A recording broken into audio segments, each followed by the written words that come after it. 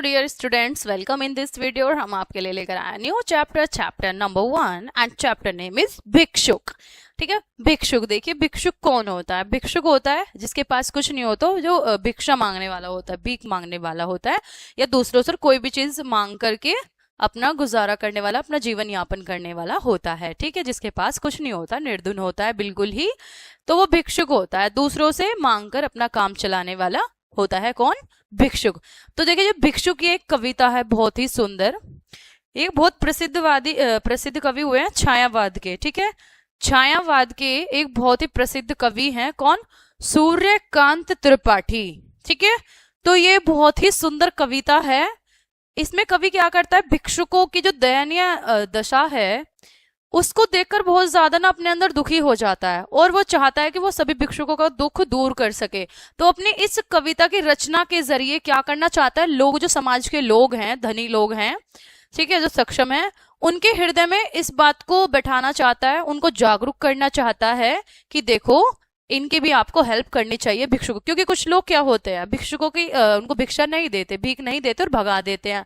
तो ऐसा नहीं करना चाहिए। इनकी बहुत ही दयनीय इस दशा का, स्थिति का वर्णन इस कविता के सुंदर द्वारा किया गया, बहुत ही सुंदर तरह से। ठीक है, तो प्रस्तुत पाठ में यह बताया गया है कि हमें गरीबों तथा भिक्षुकों के प्रति दया दृष्टि रखनी चाहिए, दिखानी चाहिए। ठीक है, तो देखिए भिक्षुक होना ये भी सब अपने भाग्य की बात है। स्टार्ट करते हैं। वह आता दो टूक कलेजे के करता। वह आता से मतलब हम इसके भावार्थ को जानते हुए चलेंगे। वह आता अर्थात कौन आता? भिखारी। ठीक है, वह आता दो टूक कलेजे के करता, पछताता पथ पर आता, पेट पीठ दोनों मिलकर है एक, चल रहा लकुटिया टेक। तो देखिए, वह आता अर्थात भिखारी आता है दो टूक कलेजे के करता, अर्थात दो टूक से मतलब है उसका जो कलेजा, उसका हृदय है ना, दुख के मारे भरा हुआ है बहुत ज्यादा। ठीक है, एक भिखारी आता है और जिसका हृदय दुख से, करुणा से भरा हुआ है, और वो पछताता हुआ अपने पथ पर मतलब अपने रास्ते पर आ रहा है। पेट पीठ दोनों मिलकर हैं एक। भूख के मारे इस भिखारी के बेचारे के क्या है, पेट और पीठ, पेट और कमर दोनों आपस में मिलकर जैसे एक हो गए हैं, क्योंकि खाना नहीं खाया जिसकी वजह से उसका पेट अंदर चला गया है। चल रहा लकुटिया टेक, अब वो इतना कमजोर हो गया है कि वो ठीक से चल भी नहीं पा रही और अपनी लाठी को लेकर लकुटिया को धरती पर टेक टेक करके चल रहा है। ठीक है, क्यों जा रहा है इसमें बताया जाएगा। मुट्ठी भर दाने को भूख मिटाने को, मुंह फटी पुरानी झोली को फैलाता, दो टूक कलेजे के करता, पछताता पथ पर आता। तो फिर से यही है कि उसका हृदय दुख के मारे, करुणा के मारे बहुत ज्यादा भरा हुआ है, पछता रहा है, ठीक है, और पछताता हुआ इस तरह से अपनी गरीबी को रोता हुआ, ठीक है, अपने दुख के बारे में सोचता हुआ, पछताता हुआ पथ पर अपने रास्ते पर आ रहा है। और मुट्ठी भर दाने को क्यों चला जा रहा है? क्योंकि उसे कुछ खाने के लिए, अन्न के लिए, अपनी भूख मिटाने के लिए अपने रास्ते पर, अपने मार्ग पर पछताता हुआ, ठीक है, और दुखित हृदय से अपने रास्ते पर चला जा रहा है। साथ दो बच्चे भी हैं सदा हाथ फैलाए, बाएं से वे मलते हुए पेट को चलते। देखिए, साथ उस जो भिखारी है उसके साथ दो बच्चे भी हैं और उन्होंने भी अपने हाथ फैलाए हुए हैं। ठीक है, दो बच्चे हैं। अच्छा, ये रह गया है मुंह फटी पुरानी झोली को फैलाता।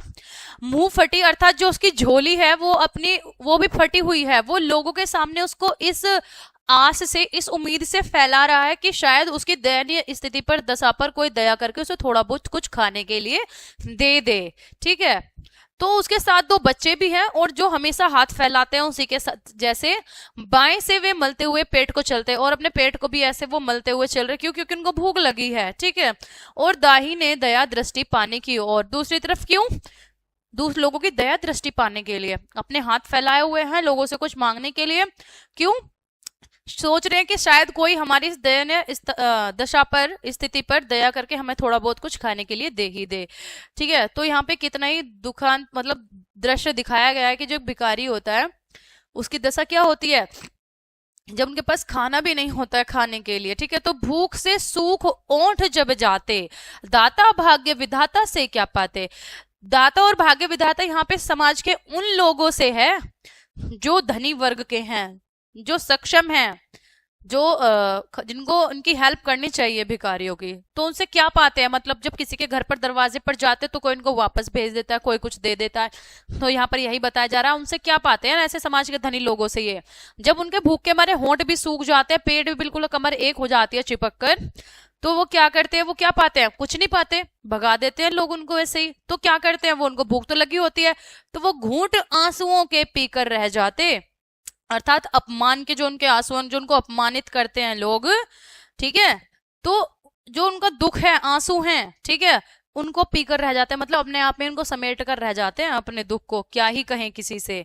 तो दो टूक कलेजे के करता पछताता पथ पर आता, ठीक है, मतलब दुख से भरा हुआ जो उसका हृदय है, पछताता हुआ, वो अपने उस हृदय के दुख के साथ में अपने पथ पर आगे बढ़े चले जाता है। तो चाट रहे झूठी पत्तल वे कभी सड़क पर खड़े हुए, और झपट लेने को उनसे कुत्ते भी हैं अड़े हुए। अब देखिए कैसी दशा हो गई है उन लोगों की कि उनको खाने के लिए कुत्तों से भी अड़ना पड़ रहा है। चाट रहे झूठी पत्तल, जब उनको कहीं कुछ नहीं मिला समाज से, गलियों गलियों में सब जगह जाके उन्होंने मांगा तो उन्होंने कुछ नहीं पाया, तो उन्होंने क्या किया, अपमान और हो गया बदले में। तो सड़कों पर जो झूठी पत्तलें पड़ी हुई थी उनको खाने पर, उनको चाटने पर मजबूर हो गए, उनको उठाने पर सड़क पर खड़े हुए थे वो, और झपट लेने को उनसे कुत्ते भी अड़े हुए। अब कुत्तों को क्या होता है, जो पत्ते झूठन पड़ी होती है तो कुत्ते भी उनको झपटने के लिए तैयार रहते, तो उनके साथ में ये भी खड़े हुए थे, ठीक है।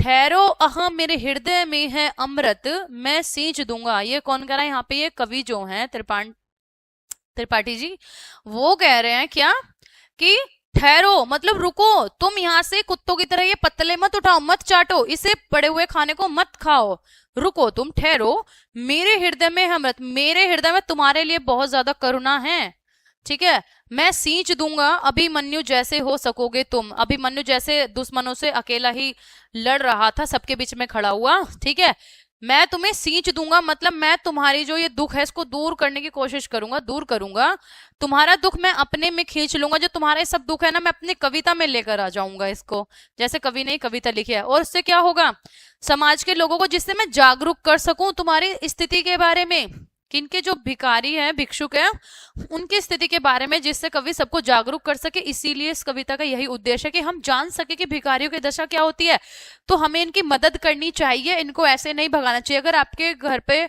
आपके द्वार पर कोई खाना, पैसा मांग रहा है अलग चीज है, अगर कोई खाना मांगता है, भोजन के लिए आता है, तो सबसे पहले हमारा धर्म यही होता है और कर्म भी यही है, जो हमारे घर पर आया है, हमारे द्वार पर आया है, उसे हमें खाने के लिए जरूर देना चाहिए, ठीक है, क्योंकि सबसे बड़ी चीज, हमारी जो सबसे बड़ी जरूरत है वो खाना है। तो कवि यही कह रहा है कि तुम अब इन चीजों को यहाँ से उठा के मत खाओ, जो तुम्हारा ये दुख है ना, तुम्हारी जो स्थिति है, मैं सबको जागरूक करवाऊंगा इस चीज से।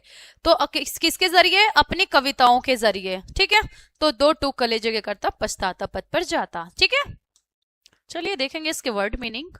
टूक का मतलब होता है टुकड़े, ठीक है, और लकुटी अर्थात लाठी, दया दृष्टि अर्थात दया जो भारी दृष्टि होती है, दया, भाग्य विधाता जो भाग्य को बनाने वाला ईश्वर होता है। तो इनके लिए, तो उनके जो समाज के लोग थे वही उन्हीं पर निर्भर थे ना, इसीलिए उनके लिए शब्द आया है।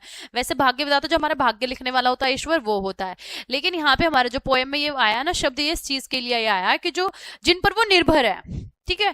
टेक मतलब सहारा, पथ अर्थात मार्ग, और दाता होता है जो देने वाला होता है, हृदय कौन, दिल, ठीक है। तो ये चैप्टर हो जाता है आपका, बहुत ही सुंदर सी कविता थी भिक्षुक, यहीं पर कंप्लीट हो जाता है। आई होप आप सभी को समझ में आया होगा। तो मिलते हैं नेक्स्ट चैप्टर में, ठीक है, तब तक के लिए बाय बाय।